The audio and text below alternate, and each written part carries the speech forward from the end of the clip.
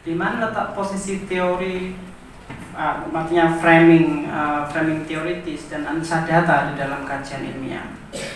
Kedua, kita bicara masalah bingkai teoritis atau theoretical framework. Yang ketiga, kita akan bicara masalah bentuk-bentuk analisa data.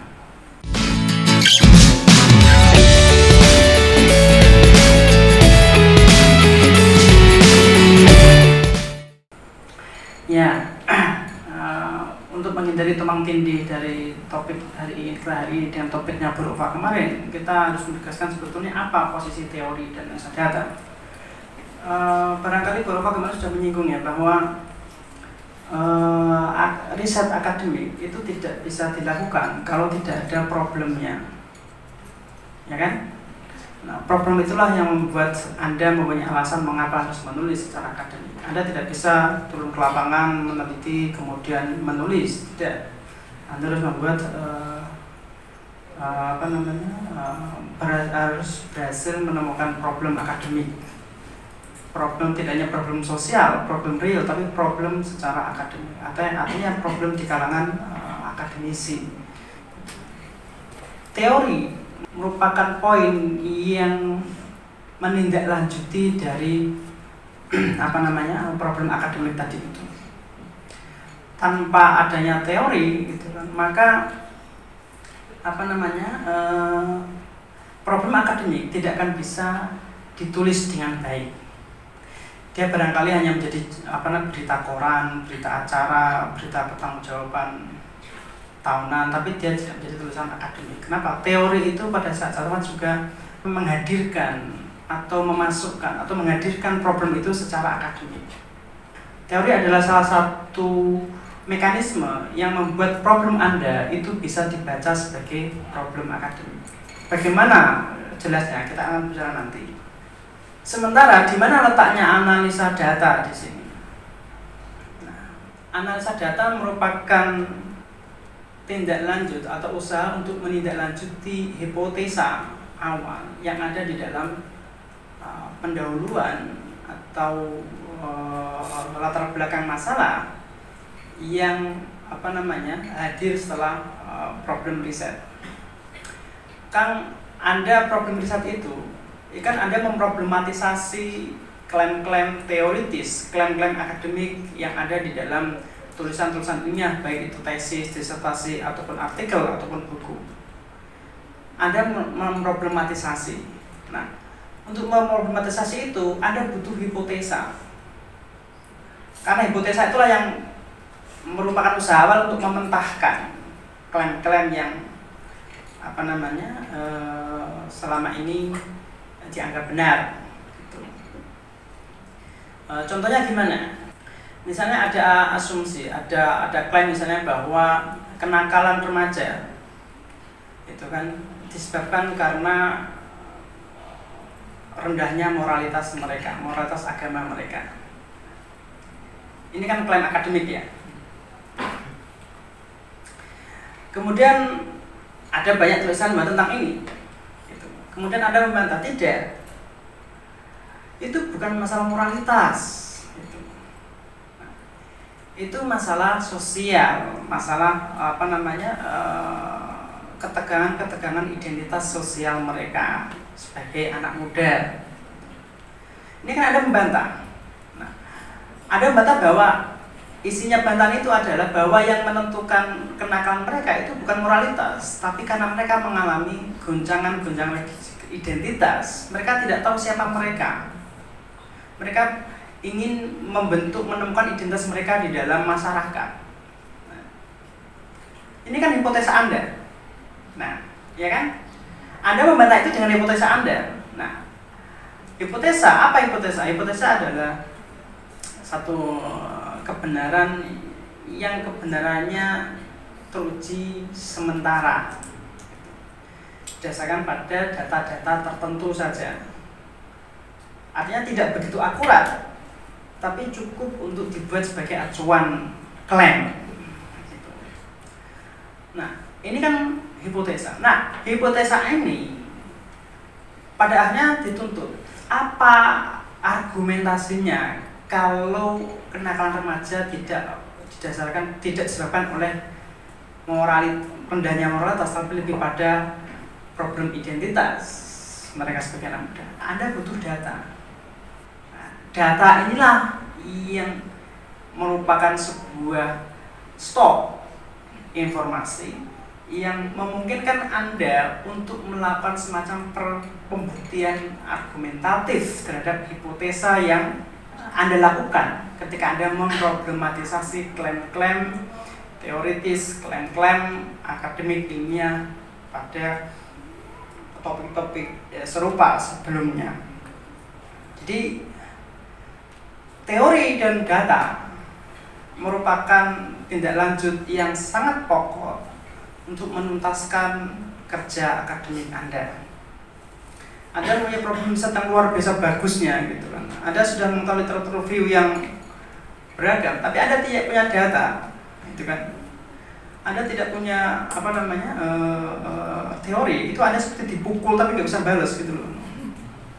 Anda tahu rasa sakitnya gitu kan, tapi Anda tidak bisa balas. Kenapa? Anda tidak punya data untuk membuktikan rasa sakit Anda. Gitu. Kemudian setelah itu posisi kira-kira posisi teori dan analisa data terkait hubungannya dengan problem akademik atau problematisasi akademik dan literatur review. Sekarang secara lebih spesifik adalah teori atau pembingkaian secara teoritis. Nah, kita bicara masalah teori secara atau dalam kajian akademik gitu. Saya berbicara berapa menit ini? Saya berbicara sampai jam 3. Oke. Ya. Berilah Tuhan saya kesabaran. Nih. Ya, kalian jangan tidur ya, kalau itu saya boleh pergi gitu. Saya diwan soalnya. Ya. Apa pentingnya teori di dalam akademik? Tadi saya menyebut bahwa teorilah yang membuat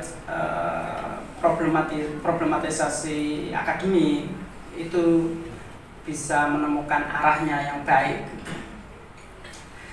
Apa yang saya maksud dengan penentuan arah yang baik secara akademik itu? Jadi Bu Rufa kemarin sudah menyinggung literatur review ya. Apa kira-kira literatur review dalam penjelasan Bu Rufa kemarin? Ada yang hadir kemarin acara hari Kamis? Serius ini. Oh, ini alasan untuk tidak menjawab ini. Saya ini. Ya, literatur review itu kan untuk menelaah kajian-kajian sebelumnya yang terkait dengan topik Anda. Tujuannya sederhana, agar Anda untuk memastikan bahwa Anda masih mempunyai sisa problem akademik yang bisa dibahas. Pada saat sama, Anda juga tahu sebetulnya letak Anda itu di mana. Nah, ini adalah usaha ini itu bisa ditemukan atau bisa difasilitasi oleh teori. Teorilah yang pada akhirnya memberikan mekanisme bagi Anda untuk menentukan posisi akademik Anda di antara kajian-kajian sebelumnya. Misalnya kita mengkaji kan agar kita tidak untuk memastikan bahwa kita tidak mengulangi kesalahan atau kajian-kajian sebelumnya atau kita tidak plagiat gitu kan kita harus tahu kajian-kajian itu. Dan biasanya itu merupakan kajian-kajian yang serupa. Nah, di antara mekanisme yang bisa membedakan kajian kita dengan kajian-kajian sebelumnya itu adalah arah teoritisnya. Misalnya bahwa tadi kita berbicara masalah kenakalan remaja, gitu kan. Kita fokus pada satu contoh ya biar kita nyambung. Kita bicara bahwa kenakalan remaja pada kajian-kajian sebelumnya lebih dijelaskan pada kajian moralitas agama, gitu kan. Nah, ketika Anda melakukan semacam problematisasi dan mengajukan hipotesa bahwa itu bukan moralitas agama tapi itu merupakan problem identitas, maka di sini Anda melakukan usaha untuk mengarah pembicaraan tentang remaja ini ke arah isu-isu identitas yang difasilitasi oleh teori-teori berkaitan dengan identitas itu sendiri. Misalnya adalah politik identitas misalnya, atau teori populisme remaja misalnya, berkaitan dengan populisme remaja, atau berkaitan dengan Islamisme, atau pop di kalangan remaja misalnya. Nah, ini kan tidak melulu merupakan kajian tentang moralitas. Nah, ini adalah salah satu cara bagaimana teori memberi fasilitas kepada kita untuk menemukan arah yang berbeda dari kajian-kajian sebelumnya. Kita perlu tahu bahwa kalau kemudian teori memberikan fasilitas kepada kita untuk berbicara tentang hal yang sama dari perspektif yang lain, maka sebetulnya apa teori itu? Kadang teori dibayangkan sebagai sesuatu yang sudah sangat dipahami bersama, tapi sebetulnya tidak banyak orang yang mengetahui apa teori itu. Kalau kita lihat KBBI misalnya, kita menyebut kata teori, maka kita akan mendapatkan dua penjelasan sebagai berikut. Teori adalah pendapat yang didasarkan pada penelitian dan penemuan didukung oleh data dan argumentasi. Penyelidikan yang kedua adalah penyelidikan eksperimental yang mampu menghasilkan fakta berdasarkan ilmu pasti, logika, metodologi, dan argumentasi. Barangkali kepentingan kita terutama berkaitan dengan yang pertama, yaitu bahwa teori adalah pendapat yang didasarkan pada penelitian dan penemuan didukung oleh data dan argumentasi. Ini misalnya sangat berlaku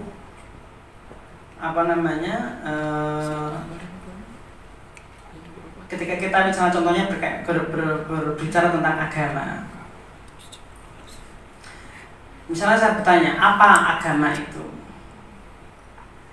Menurut Anda, kira-kira jawabannya gimana? Anda tahu agama kan ya? Ya. Menurut Anda, ini ada nggak usah perlu khawatir salah. Itu salah dan benar itu hanya tipis bedanya kok. Iya serius kok. Salah dan benar itu kan karena ada yang membenarkan, ada yang menyalahkan. Tidak ada yang benar secara mutlak, salah tidak mutlak. Nanti aja. Jadi kalau kamu ingin menyalahkan pendapat saya salah, salahkan aja. Jadi maka pendapat saya menjadi yang salah gitu loh. Jadi sederhana kan? Nah, menurut Anda apa agama itu? Kamu Lukman misalnya. Apa? Sistem keyakinan dalam masyarakat. Ya. Ada lagi? Ada lagi nggak? Mbak. Hah?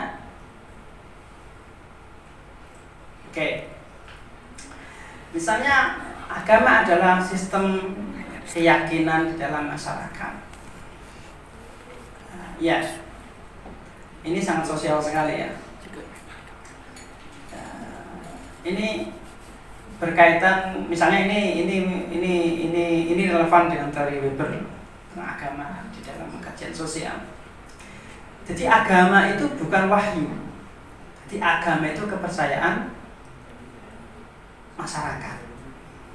Sistem kepercayaan yang ada di dalam masyarakat. Jadi kepercayaan apapun selama itu sebuah kepercayaan di dalam masyarakat maka disebut sebagai agama. Argumentasi ini kan merupakan satu bentuk penelitian yang diambil dari beberapa sampel masyarakat, baik itu masyarakat tradisional, masyarakat primitif, dan masyarakat perkotaan. Gitu kan. Ada data-datanya, ada bentuk keyakinannya apa, masyarakatnya bagaimana, gitu kan. Dan ini telah membentuk sistem kolektif di dalam sebuah masyarakat. Nah, oleh karena itu kemudian ini diklaim sebagai sebuah agama. Ini disebut sebagai teori agama. Nah, kemudian datang teori lain, misalnya Durkheim menyatakan bahwa agama adalah sistem kepercayaan dan praktik yang terkait dengan sesuatu yang sakral. Ini juga didasarkan pada satu bentuk penelitian, datanya juga ada, sehingga pada akhirnya melalui argumentasi dia membentuk klaim teori tentang agama. Kemudian muncul orang seperti Clifford Geertz menyatakan bahwa agama adalah sistem simbol. Ini juga teori agama. Kemudian orang seperti Toral Asad misalnya mengatakan bahwa agama adalah tradisi diskursif, bukan sistem simbol. Nah, bagaimana sebuah kata agama itu dijelaskan melalui perspektif-perspektif yang beragam, yang didukung oleh data-data, oleh argumentasi, oleh penalaran dan antisipasi, pada akhirnya membuat semacam klaim. Ini yang disebut dengan teori itu. Oleh karena itu dalam satu kata kunci itu bisa memproduksi banyak teori. Oleh karena itu maka kita bisa mengatakan bahwa teori merupakan perspektif yang digunakan untuk melakukan pembingkaian data sesuai dengan problem riset yang diajukan. Jadi teori itu tidak pernah bersifat objektif secara mutlak. Kenapa? Karena teori adalah perspektif. Dia merupakan cara pandang. Jadi kalau orang melihat realitas sosial dengan kacamata kuda, yang ada juga hanya realitas di depannya tok, di samping nggak kelihatan. Kan? Kalau orang menggunakan kacamata cembung gitu kan, dunia menjadinya melengkung, nyembung gitu kan. Nah, begitu juga teori. Teorilah yang membuat memfasilitasi kita untuk melihat realitas. Nah, oleh karena itu kan, di dalam kajian akademik, kajian atau realitas itu tidak pernah betul-betul realitas yang real tanpa bias, tanpa tanpa yang bebas nilai. Realitas dalam kajian akademis selalu ditentukan oleh teori apa yang digunakan untuk melihat realitas itu. Kalau kita melihat agama misalnya, kalau menurut ulama agama adalah wahyu yang dibawa oleh para nabi. Ini kan satu bentuk perspektif, karena didasari oleh rasa iman di antara para pemeluknya. Kalau kemudian Durkheim menyatakan bahwa agama adalah sistem kepercayaan dan praktek terkait dengan yang sakral. Nah, ini kan karena melihat pada masyarakat terkait dengan praktek-praktek sosial keagamaan. Kalau kemudian Clifford Geertz melihat agama sebagai simbol, itu karena dia mencermati simbol-simbol keagamaan yang dipakai oleh masyarakat yang kemudian ditafsirkan, yang memberikan etos dalam kehidupan mereka sehari-hari. Ini kan perspektif. Jadi realitas di dalam kajian akademik itu tidak pernah merupakan realitas yang objektif. Dia merupakan realitas teoritis. Ini yang harus disadari. Jadi menurut saya orang yang mengatakan bahwa penelitian saya ini penelitian yang objektif dalam pemaknaan yang mengatasi semua batas ukuran kebenaran, ukuran kepatutan penelitian, menurut saya itu kurang pada tempatnya. Karena kita tidak bisa bahkan kesampingkanlah teori itu. Kita melihat realitas itu tidak pernah semuanya objektif. Kita selalu menggunakan perspektif menurut bahasa yang kita punya, gitu. Melalui stok, kalau kita bicara hermeneutik nanti akan jadi rumit lagi. Menurut tergantung pada stok bahasa yang kita punya untuk melihat realitas itu. Oleh karena itu seorang seniman dengan seorang filosof melihat kecelakaan beda hasilnya. Iya kan? Kenapa? Karena stok bahasanya berbeda. Apalagi ini dikatakan dengan teori yang sejak awal merupakan sebuah perspektif melihat realitas. Jadi di situ nilai pentingnya teori. Anda punya data, tidak ada teori, tidak bunyi itu data. Ini pentingnya teori. Tapi jangan sedikit-sedikit terus bilang teori gitu kan. Mendem teori Anda. Nah, kira-kira begitu. Kemudian, ini penting terutama untuk pemula. Pemula itu kan, ya seperti saya juga pemula ya. Pemula itu kan anak kecil yang berusaha ingin diakui oleh ayahnya, kakaknya bahwa dia sudah gede gitu. Ya kan? Maka dia harus bisa berbicara dengan bahasa yang dimengerti oleh kakaknya ataupun orang tuanya. Dia tidak menggunakan bahasa bercericau gitu kan. Tidak, dia harus mengukur kata-katanya itu. Begitu juga peneliti pemula. Sangat membutuhkan teori, minimalnya untuk memberikan kepastian, jaminan kepada pembaca bahwa Anda bisa membaca data Anda. Karena kita tidak siapa-siapa di dalam dunia akademik, kita belum mempunyai apa yang disebut dengan otoritas akademik. Sehingga kita membutuhkan pengakuan itu. Apa yang menjamin kita bisa mengolah data itu? Ya teori itu. Tanpa adanya penjelasan tentang teori yang Anda gunakan, pembaca sanksi, kamu bisa nggak ngerjakan ini? Akan kamu kemanakan topik dan data Anda ini? Di sini letaknya teori. Jadi teorilah yang pada akhirnya memberikan Anda mekanisme untuk membaca data. Apa kaitannya teori dengan hipotesa? Ini yang saya pikir perlu untuk dijelaskan. Gitu. Kalau tadi kita mengatakan bahwa teorilah yang pada akhirnya memberikan kita perspektif untuk membaca data, gitu. Maka teori pada saat yang sama juga sebuah mekanisme yang memberikan kita kesempatan atau ruang untuk menindaklanjuti hipotesa itu secara argumentatif. Anda membuat klaim itu kan tidak hanya berdasarkan pada 1-2 fakta. Gitu kan. Misalnya untuk mengatakan bahwa kenakalan anak-anak remaja tidak ditentukan oleh moralitasnya rendah, tapi oleh kegalauan identitas, itu kan butuh data yang kompleks.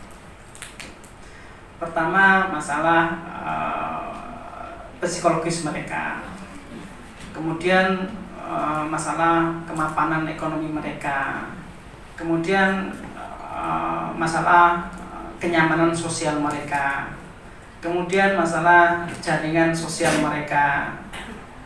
Nah, semua beberapa aspek ini kan membutuhkan pembingkaian atau narasi yang berbeda-beda berdasarkan pada aspek-aspek yang disebutkan tadi itu. Misalnya, mengapa mereka secara psikologis itu galau?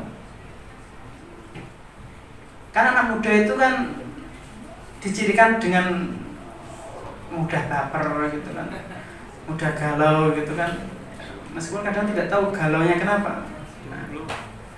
Karena secara emosional mereka itu ababil itu loh, abigilabil itu. Ya kan? Kenapa? Karena antara emosi dan rasio itu kan tidak selalu stabil. Orang kalau sedang labil itu kan mudah mengambil keputusan yang ceroboh, yang tergesa-gesa, yang emosional tanpa mempertimbangkan akibatnya. Ketika dia mengambil tindakan misalnya itu menentukan dia baik, tapi ternyata dia tidak tahu bahwa pada akhirnya menimbulkan efek-efek moral yang tidak baik. Misalnya Lukman lagi suka dengan cewek misalnya gitu kan. Ya kan, ini contoh bro. Jadi nanti habis ini jangan dikerja ya. Ini yang contoh. Orang itu kan dipikirannya kan cewek terus gitu ya. Dia tidak memikirkan pikiran hal yang lain. Bagaimana bisa ketemu cewek itu, bisa diakui oleh cewek itu, gitu kan, bisa dianggap oleh cewek itu. Dia melakukan manuver-manuver untuk mendapatkan perhatian dari cewek itu. Ketika dia mempertimbangkan ini, dia kan tidak, agama itu hilang, tidak hadir di dalam pertimbangan itu karena agama ini mengganggu. Masa gini aja nggak boleh gitu kan? Nah, kalau saya kira agama nggak jadi PDKT sama cewek itu. Nah, ini bukan masalah moralitas, ini masalah prioritas. Fokus secara psikologis. Nah, ini kan butuh argumentasi, butuh data gitu kan. Nah, ya kan? Nah, kemudian aspek sosial misalnya, gitu kan. Nah, misalnya bahwa secara sosial orang kalau jomblo itu sering dibully. Nah, misalnya begitu ya. Nah, beda orang yang cuma punya cewek atau punya cowok gitu kan, dengan jomblo itu beda. Komunikasinya, kepedeannya, kepercayaan dirinya gitu kan, itu beda dengan orang yang masih jomblo. Ya kan? Ya ini fakta ya, masa ini penelitian. hipotesa.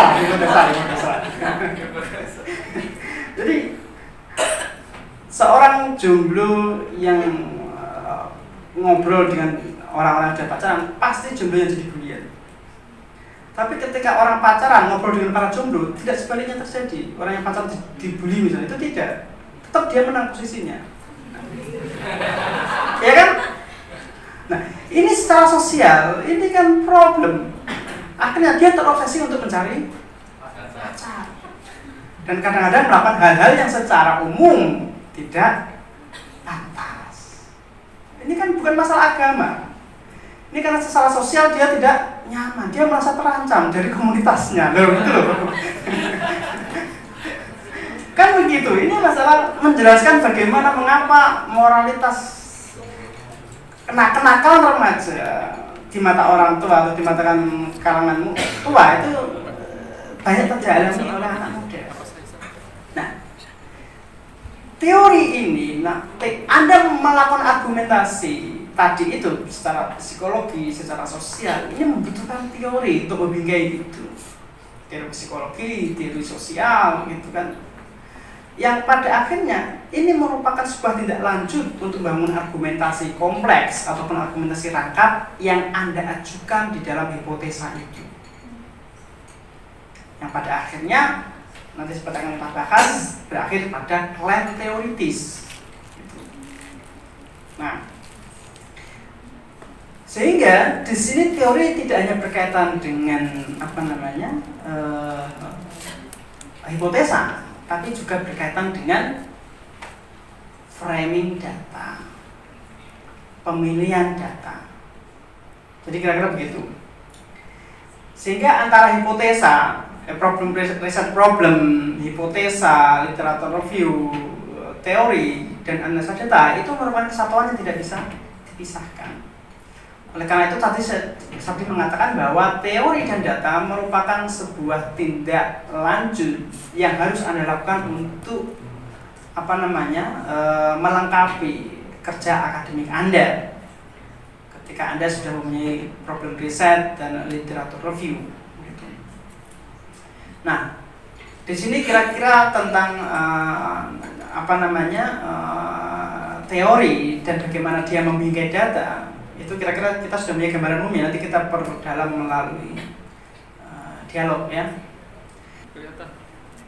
Teori tidak hanya berkaitan dengan hipotesa, tapi juga terutama berkaitan data, maka kemudian bagaimana apa data itu. Terima kasih sudah menonton video ini. Jangan lupa untuk subscribe channel ini ya, untuk menunjukkan dukungan terhadap channel ini. Jangan lupa juga like, comment, and share kepada teman-teman kamu ya. Sampai jumpa di video-video berikutnya. Thanks for watching. Bye.